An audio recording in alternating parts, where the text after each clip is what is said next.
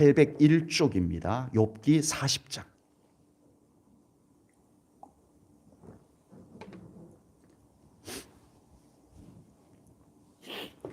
욥기 40장 1절부터 5절까지 봉독합니다. 여호와께서 또 욥에게 일러 말씀하시되 트집 잡는 자가 전능자와 다투겠느냐? 하나님을 탓하는 자는 대답할지니라. 욥이 여호와께 대답하여 이르되 보소서, 나는 비천하오니 무엇이라 주께 대답하리이까? 손으로 내 입을 가릴 뿐이로소이다. 내가 한번 말하여 싸운즉 다시는 더 대답하지 아니하겠나이다. 아멘. 아멘. 지난 한 주 동안은 제가 영적으로 많이 힘들어서 치열한 영적 전쟁을 하면서 보낸 한 주간이었던 것 같습니다. 물론 제 개인적인 그런 영적 전쟁도 있었지만 우리 사랑하는 성도님들이 육체적으로 많이 아프고 힘든 것을 보면서 또 우리 성도님들 마음으로 많이 힘들어 하시는 모습도 보면서 그것을 다 지고 주님 앞에 나가서 기도하는 시간을 가져야만 했었습니다. 주님 앞에 머무는 동안 주님께 질문도 많이 드려봤습니다. 그리고 제 나름대로 주님 앞에 하고 싶은 이야기도 많이 꺼내 놓았던 한 주간이었던 것 같습니다. 우리 성도님들 힘들고 어려운 일들로도 하나님께 하고 싶은 말이 참 많았고요. 지금 코로나로 인해서 신앙생활, 개인적인 신앙생활도 그렇고 교회적으로도 너무나 안타까운 상황을 두고도 하나님께 참 드릴 말이 참 많았던 것 같습니다. 그리고 제 자신, 저 개인적인 하나님께 하고 싶은 이야기들도 많았던 거고요. 그러면서 주일 예배 가운데 우리 성도님들과 함께 나눌 말씀을 주십사 기도하면서 성경을 찾는데 하나님께서 덜컥 저에게 주신 말씀이 욥기 성경이었습니다. 그래서 저는 생각하기를 우리 성도님들 힘든 성도님들이 꽤 많이 계시니까 아마 우리 성도님들을 좀 많이 위로하라고 이 욥기 성경, 고난의 주제를 다루고 있는 욥기 성경을 주시는가 보다라고 생각을 하고 욥기 성경을 한 자리에 앉아가지고 42장까지 쭉 천천히 다 읽어 보았습니다. 그런데 정작 저에게 이 욥기 성경 1장부터 42장 중에서 저의 가슴에 가장 깊이 들어온 성경은 38장부터 42장까지 말씀이었습니다. 이 부분의 말씀을 몇 차례 반복해서 더 읽고 묵상하면서 갑자기 제가 하나님 앞에 너무 말이 많았구나 이 생각이 들었습니다. 내가 뭘 안다고 그렇게 하나님 앞에 뭘 그렇게 할 말이 많았는가 이 생각이 이 말씀을 통해서 저에게 들어왔습니다.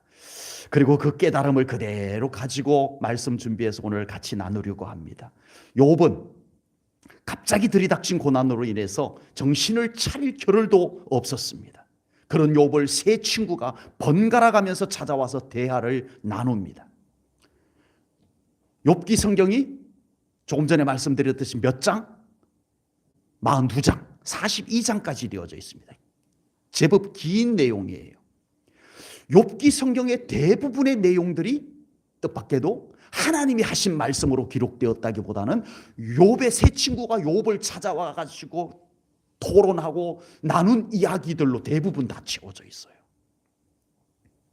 그런데 하나님께서는 그런 대하에 그 사람들의 그 많은 말 끝자락에 하나님께서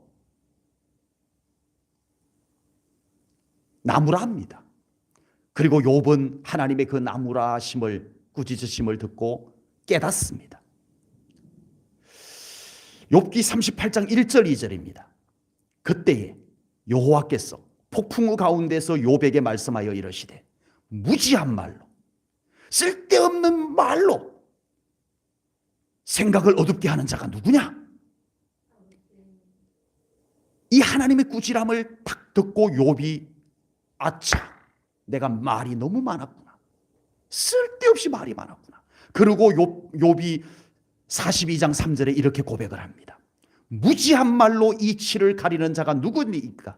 나는 깨닫지도 못할 일을 말하였고 스스로 알 수도 없고 헤아리기도 어려운 일을 말하였나이다. 하나님, 제가 쓸데없는 말을 너무 많이 했군요. 하나님. 이 고백을 하게 됩니다. 괜히 아는 척하며 친구들이랑 내 말이 맞느니 너의 말이 맞느니 그렇게 말을 많이 하느라 시간을 다 허비해버렸다는 겁니다. 그럴 시간에 내가 왜 하나님을 찾아가 하나님의 말씀을 듣지 아니하고 내가 그 하나님 앞에 나의 심령을 토로하지 아니하고 내가 왜 이렇게 쓸데없는 말만 많이 했던가. 욥은 그것을 깨달았다라고 하는 것입니다. 여러분, 믿음의 실력은 절대 아는 것에 있는 것이 아닙니다. 세상에는 아는 것이 힘이다라고 하지만 우리의 믿음의 실력은 아는 것 그 자체에 있는 것이 아니라는 것을 우리는 욥처럼 깨달아야 됩니다. 믿음의 실력은 조용한 순종에 있습니다. 아멘. 믿음의 실력은 말을 잘하는 것에 있는 것이 아닙니다.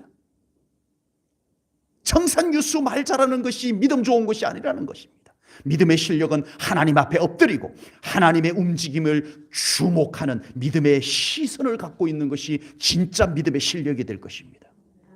믿음 생활에서 내가 무엇인가를 해야만 되는 것이 많지 않습니다. 믿음 생활이란 나 자신을 하나님 앞에 세우는 것이 가장 중요합니다. 믿음 생활이란 내 안에 하나님의 자리를 더 넉넉하게 내어드리는 것이 가장 좋은 것입니다. 믿음 생활이란 내가 바쁘게 막 앞장서서 움직이던 것을 조금 멈추고 나의 발걸음을 하나님을 앞세우시고 하나님 뒤에 하나님을 바라보면서 잘 따라가는 것이 정말 믿음 생활 잘하는 것입니다. 믿음 생활이란 내 생각에서 나오는 복잡한 말들을 자꾸 늘어놓는 것. 아, 저 사람은 진짜 말 잘해. 그것이 아니라 조용히 우리 하나님 아버지를 불러보는 것이 진정한 믿음의 삶인 것을 믿습니다. 드디어 내 삶의 영역에 하나님의 활동이 넓어질 때, 넓혀질 때 드디어 믿음의 열매가 맺히기 시작합니다. 아멘.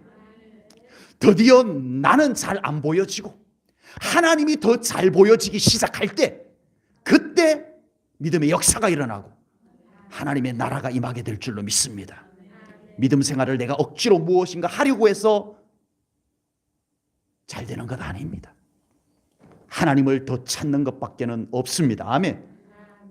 믿음 생활에서 내 목소리보다 하나님의 음성이 더 잘 들리도록 그렇게 해야 됩니다. 아멘.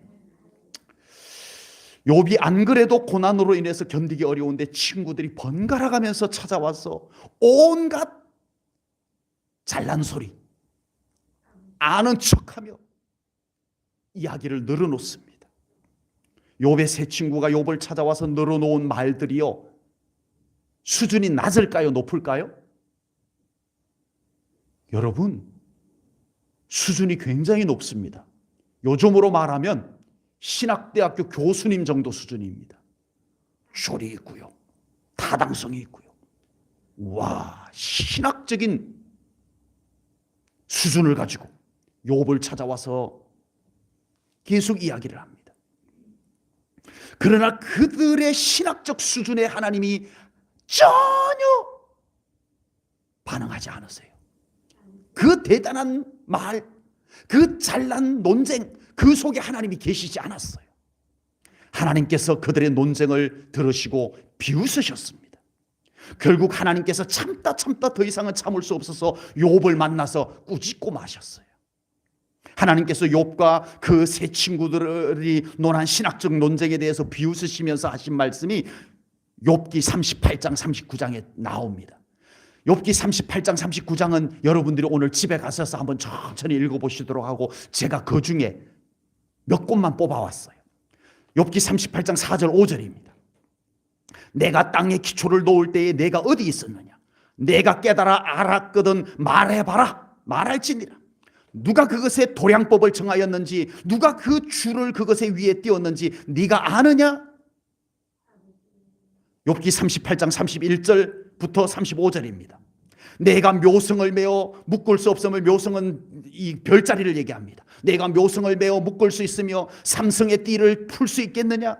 너는 별자리들을 각각 제때에 이끌어낼 수 있으며 북두성을 다른 별들에게로 이끌어갈 수 있겠느냐? 내가 하늘의 궤도를 아느냐? 하늘로 하여금 그 법칙을 땅에 베풀게 하겠느냐? 내가 목소리를 구름에까지 높여 넘치는 물이 내게 덮이게 하겠느냐? 내가 번개를 보내어 가게 하되 번개가 내게 우리가 여기 있나이다 하게 하겠느냐? 말해봐라. 내 앞에서 한번 말해봐라. 니들끼리 앉아가지고 잘난 척하고 말하던 거 한번, 내가 지금 이 말하는 데서 한번 대답 한번 해봐라. 할 말 있어? 이거예요.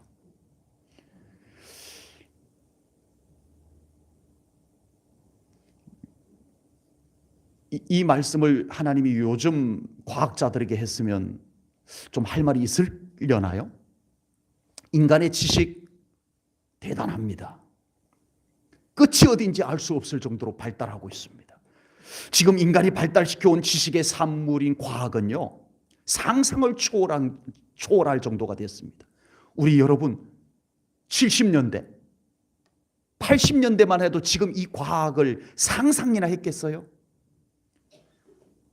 영상 찍어가지고 이 예배를 보내주고 동일한 시간에 집에서 이곳에 나올 수 없는 여건에 있는 분들이 예배를 드릴 수 있는 이 상황이 상상조차 하기 어려웠던 일들이 지금 우리가 누리고 있습니다.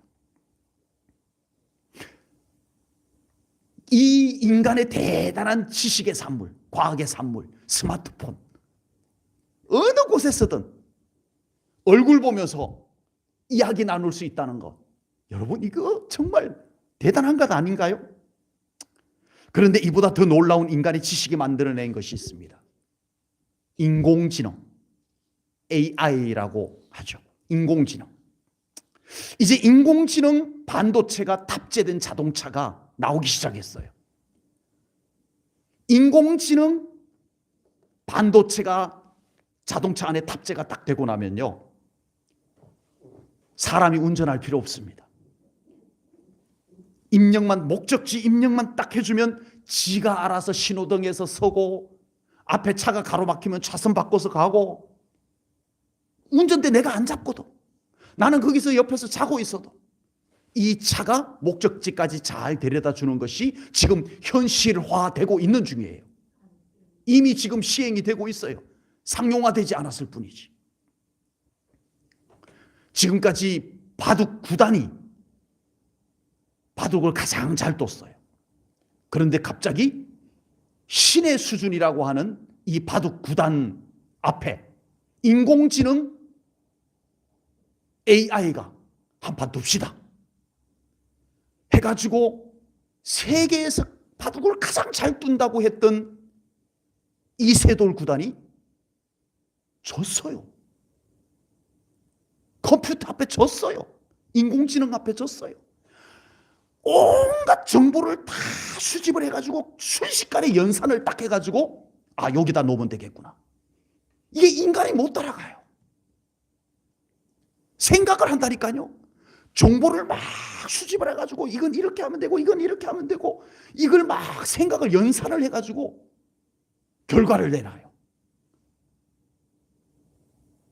여러분 앞으로 재판도 컴퓨터가 하지 않겠어요? 더 충격적인 게 있어요. 뭔 줄 아세요? 여러분 앞으로 충격받을 준비하세요. 우리 제일전원교회 순수한 우리 제일전원교회 성도님들 충격받을 준비하세요. 인공지능이 설교할 겁니다. 온갖 알짜배기 정보들을 다 끄집어내서 지금 앉아있는 사람들에게 뭐가 가장 필요한지를 다 수집을 해가지고 가장 좋은 것을 연산을 해가지고 아주 멋진 목소리로 설교를 할 겁니다. 한마디로 말해서 앞으로 인공지능이 설교하는 것을 듣게 되면 많은 사람들이 뿅 가게 될 겁니다. 어쩌면 내 마음을 저렇게 잘 알아, 저 컴퓨터가. 맞아. 나도 지금 그게 문제야. 이 날이 곧 올 겁니다. 이제 목사님들 설교가 이제 인기 없으시는 날이 오게 될 거예요. 그런데 과연 인공지능이 감성, 지성은 아주 예리하게 살펴서 아주 거기에 적합한 내용들을 내놓을지라도 과연 영혼을 어루만져 줄 수 있는 설교가 나올 수 있을까요? 그건 안 될 겁니다. 어쨌든 인간의 지식과 과학은 끝도 없이 발달하고 있는 것이 현실입니다. 그럼에도 인간의 지식의 한계, 과학의 한계는 여전해요. 우리가 지금 그걸 겪고 있죠? 뭐 앞에는 꼼짝을 못해요? 코로나 바이러스 앞에는 이건 뭐 맥도 못 쳐. 아니 그 대단한 과학이 온 우주를 주관하시는 하나님께서 자연재해만 한번 탁 던져놔 버리니까 인간이 쩔쩔매요. 대단한 줄 알았는데 별거 아니에요. 지진 일어나면 누가 먼저 알아요? 지진 일어날 때가 되면 누가 먼저 알아요? 그 잘난 인간이 먼저 아는 게 아니고요. 들쥐, 날아다니는 새들이 먼저 알고 다 움직이잖아요. 물고기들이 먼저 알고 움직이잖아요. 여러분, 인간이 알면 얼마나 알겠어요? 저도 고집이 좀 세서 그런지 제가 알고 있는 것이 다 맞는 줄 알고 고집 피울 때가 가끔 있습니다. 예, 막 사모님한테 내 생각이 맞다니까, 당신 생각이 틀렸다니까 왜 그래? 예, 윽박질러가면서 내가 맞다고 주장을 했는데 지나고 보니까 내가 틀렸을 때가 꽤 있어요. 네. 그래서 또다시 하나님 앞에 제가 알지도 못하면서 까불었습니다. 회개해야 될 때가 있습니다. 여러분, 기독교 신앙을 위해서 신학은 참으로 중요하고 필요한 것입니다. 그래서 저도 신학을 했고 그 신학을 해야만 목회를 할 수 있는 것이 맞습니다.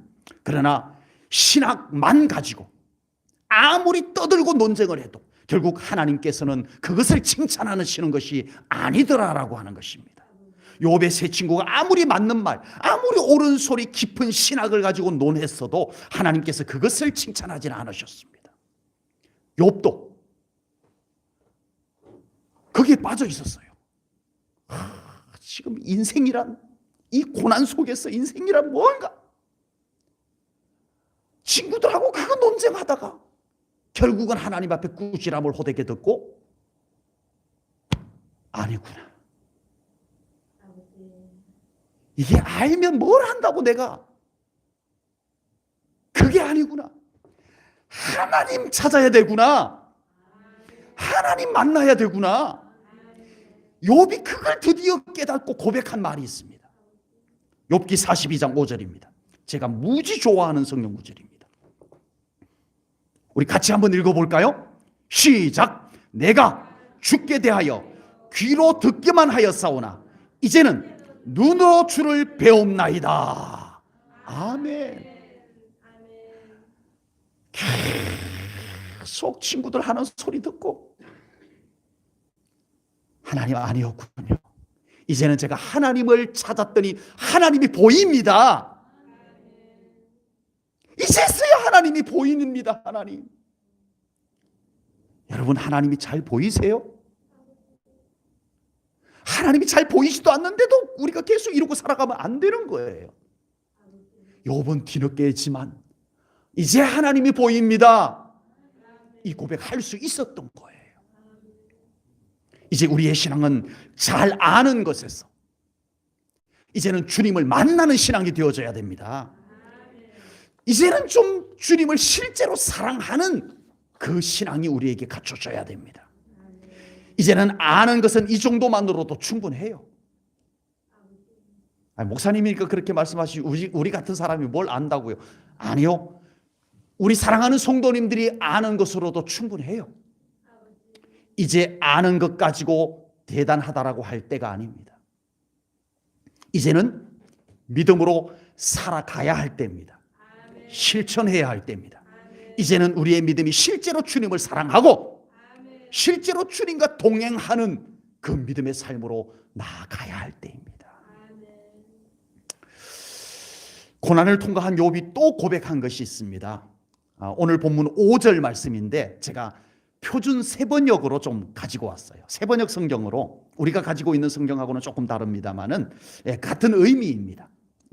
5절 이미 욥이 하는 말이에요. 이미 말을 너무 많이 했습니다. 하나님, 제가 하나님 앞에 제가 친구들하고 말이 너무 많았습니다. 이제는 더 할 말이 없습니다. 욥은 이제 인간의 짧은 지식으로 쏟아놓았던 말이 더 이상 필요 없다라고 고백을 합니다. 더 이상 할 말이 없습니다. 고백합니다. 여기서 욥이 할 말이 없다라고 하는 것은 인간의 지식에서 나오는, 인간의 생각에서 나오는 말, 이제 필요 없군요. 이제 더 할 말이 없습니다. 그런 말은. 그러나 욥은 이제부터 믿음의 고백을 하는 사람이 됩니다. 아멘. 하나님을 찬양하는 사람이 됩니다. 요즘은 말이 참 많은 시대예요. 말. 예. 참 좋은 말도 많고 참 옳은 말도 많아요. 그 말 가지고 인기를 엄청 끌어모은 사람들도 참 많습니다. 말 잘해서. 그런데 좋은 말을 했던 그 사람이 자기는 그렇게 안 살아버려.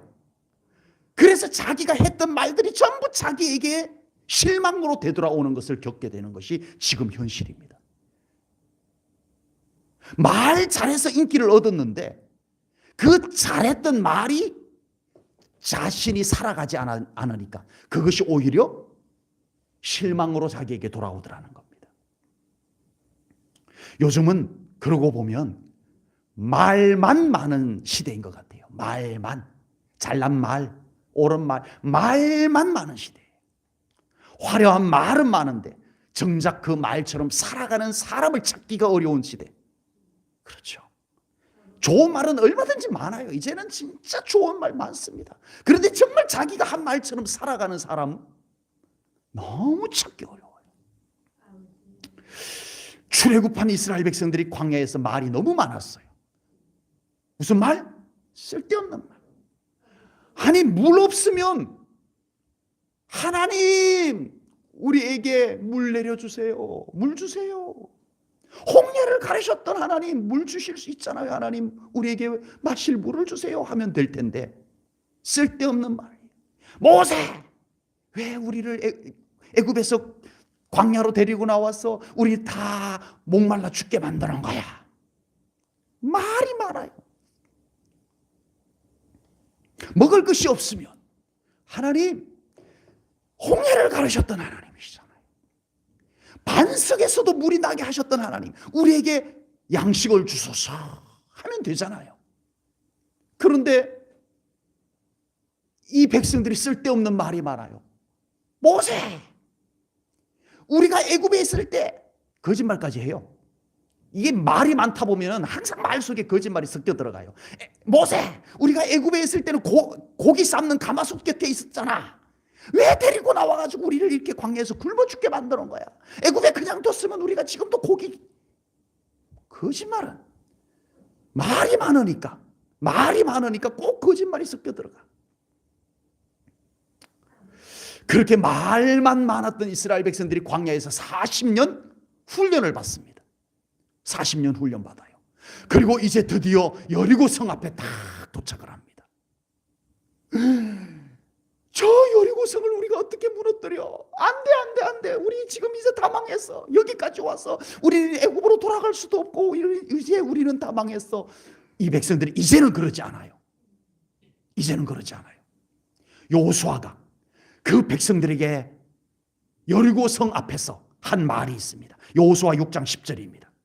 여호수아가 백성에게 명령하여 이르되 너희는 외치지 말며 너희 음성을 들리게 하지 말며 너희 입에서 아무 말도 내지 말라. 그리하다가 내가 너희에게 명령하여 외치라 하는 날에 외칠지니라. 아멘.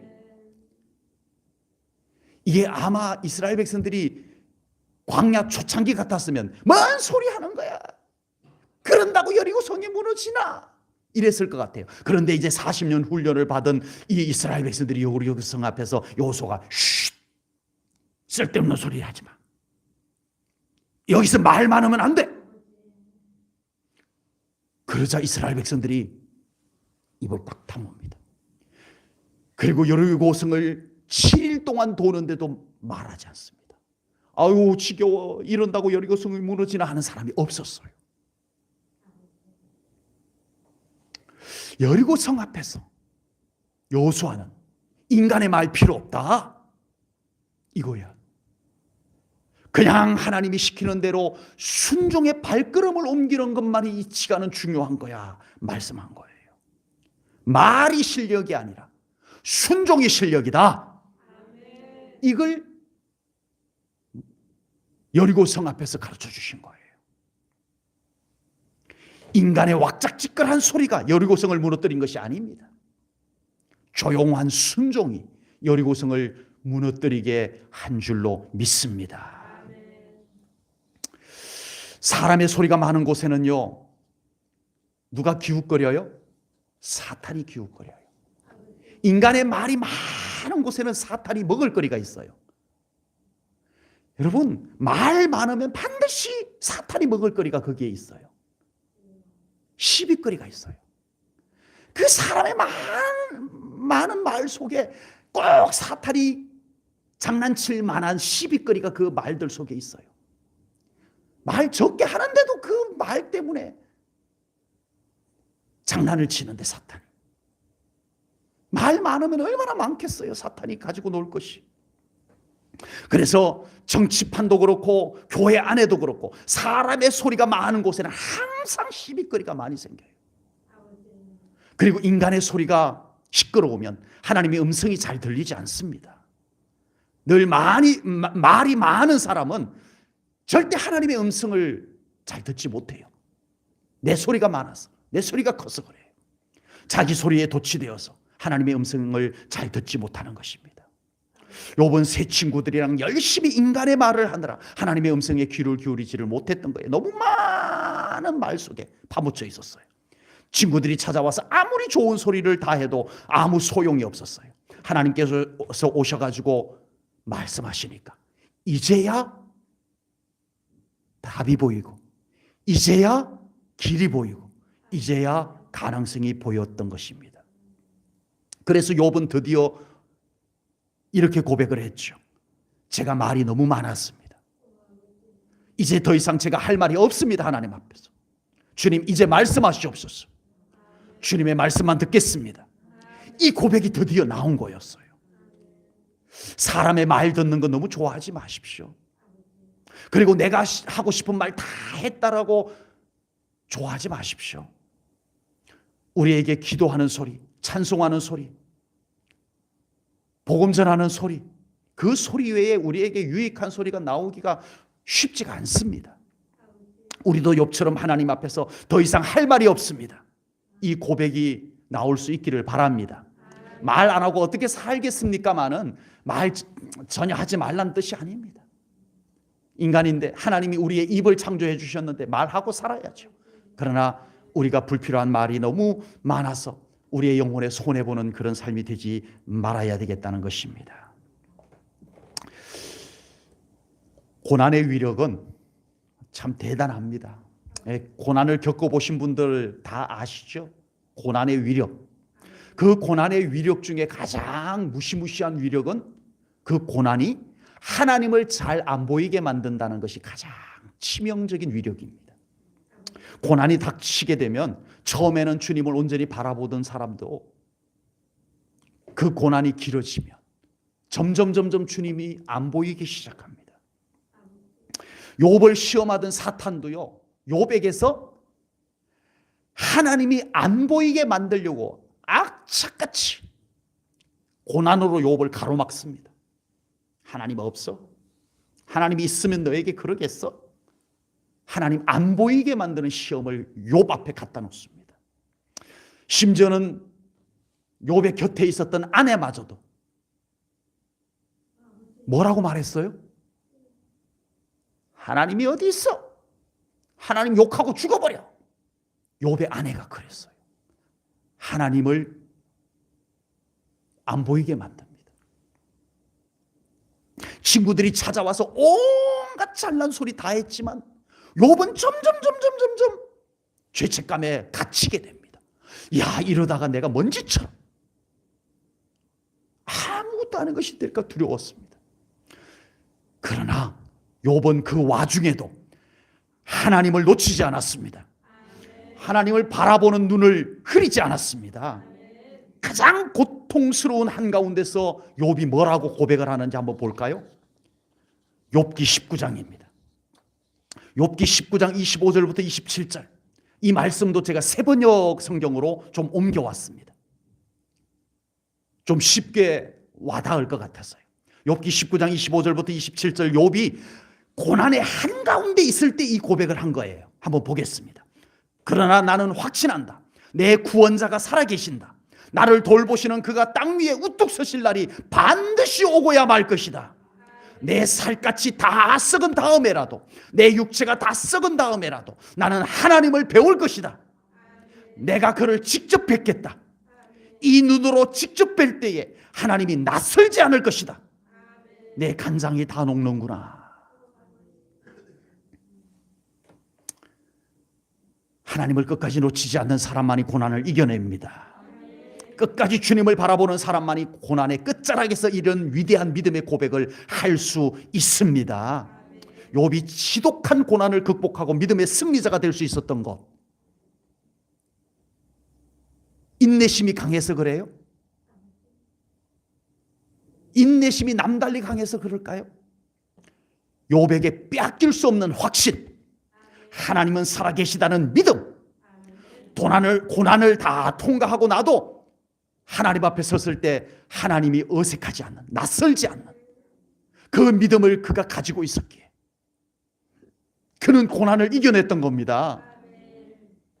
자신에게 시험을 허락하신 이해할 수 없는 하나님. 아니, 하나님이 어찌 나한테 그럴 수 있어요? 아니, 하나님께서 어떻게 나에게 시험을 하라고 허락할 수 있어요? 이해할 수 없는 하나님 앞에서도 그 하나님 앞에 다시 섰을 때 어색하지 않는, 하나님이 낯설지 않는 그 믿음을 욥은 끝까지 간직하고 있었던 겁니다. 고난을 통과하고 난 후에 믿음이 어색해지면 안 되잖아요. 고난을 통과하고 났는데 예배가 어색해지면 안 되잖아요. 여러분, 이 믿음을 붙잡았던 거예요. 세상은 갈수록 삶을 더 복잡하게 만들어가고 있습니다. 세상은 점점 더 복잡해지고 있습니다. 이제는 이 복잡함에 익숙해지지 않으면 세상 살아가기 어려울 정도로 참 많이 복잡해졌어요. 그러나 하나님은 여전히 우리의 삶을 단순하게 살아가라고 말씀하고 계십니다. 단순하라. 질문도 많고 할 말도 많겠지만 그런 것들이 우리를 행복하게 만드는 것이 아니다 말씀합니다. 알면 알수록 복잡해져요.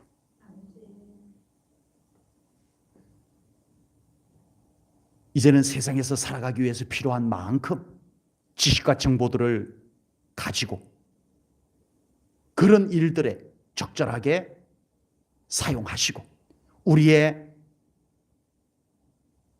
믿음으로 살아가야 하는 우리의 모든 삶의 전반에서는 이제 좀 그런 전문적인 것까지, 일반적인 삶에까지 가지고 오지 말고 좀 아는 것도 좀 내려놓고 하고 싶은 말들도 이제는 좀 줄이고 오직 하나님 앞에 좀 단순한 모습으로, 좀 심플한 모습으로 설 수 있는 우리 사랑하는 성도님들 되시기를 축복합니다. 복잡함에서 좀 의도적으로 벗어날 필요가 있어요. 욥이 이 고난 속에서 뭐라고 고백을 했어요? 내가 알몸으로 왔다. 알몸으로 왔다, 알몸으로 가는 것이 정상인데 내가 하나님 앞에 뭐라고 할 말이 있겠느냐. 이것이 욥이 고난이 오자마자, 그에게 고난이 들이닥치자마자 했던 고백이요. 1장 19절에서 우리는 욥의 이 고백처럼 여러분 우리가 너무 많이 진짜 알몸으로 온 우리가 세상 속에서 우리는 너무 많이 거머쥐고 있었어요. 우리 하나님 앞에 온 모습으로 서야 됩니다. 이 세상에서 걸쳐놓은 것들이 하나님 앞에 야, 너 대단하다 그럴 수 있는 것이 아니라는 거예요. 너무 많은 것을 움켜잡아서 힘들었을 가능성이 매우 많습니다. 세상 것들을 우리가 너무 많이 걸쳐놨기 때문에 우리가 너무 쉬지 못했던 것 맞을 가능성이 많아요. 이제 욥처럼 하나님 만나는 일에, 단순하게 하나님 만나는 일에 하나님, 그 하나님 앞에 서서 하나님 이제 할 말 없습니다. 하나님이면 충분합니다. 이 고백이 나올 수 있기를 바랍니다. 주님을 더 사랑하는 삶을 욕심내시기 바랍니다. 그래서 하나님께서 회복하시고 하나님께서 채우시는 삶을 꼭 살아가는 우리 성도님들 되시기 바랍니다. 지식에 좋은 것이 있는 것이 아니라 우리 하나님 안에 좋은 것이 있습니다. 많은 말 속에 대단한 것이 있는 것이 아니라 그 잘난 말들 속에 대단한 것이 있는 것이 아니라 오직 주님 안에 위대함이 있음을 믿으시기 바랍니다. 기도하겠습니다. 하나님 아버지, 오늘도 지난 주간 부족한 종이 혼자서 주님 앞에 씨름했던 것, 그 가운데서 주셨던 말씀 오늘 우리 사랑하는 성도님들과 함께 나누었습니다. 하나님 기도합니다. 우리 사랑하는 성도님들 정말 우리 하나님 앞에 서는 것으로 충분할 수 있을 정도의 믿음이 되게 하여 주시옵소서.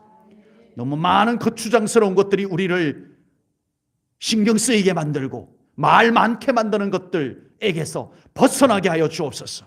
조용히 우리 하나님 앞에 우리의 왔던 모습 그대로 설 수 있게 하여 주옵소서. 그리고 하나님 만나게 하시옵소서. 그리고 욥처럼 이제는 하나님이 보인다, 이제는 하나님이 보입니다, 이 고백으로 나아가게 하여 주옵소서.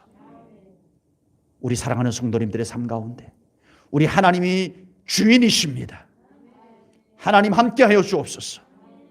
하나님으로 만족하게 하시옵소서. 감사하오며 예수님 이름 받들어 기도하옵나이다.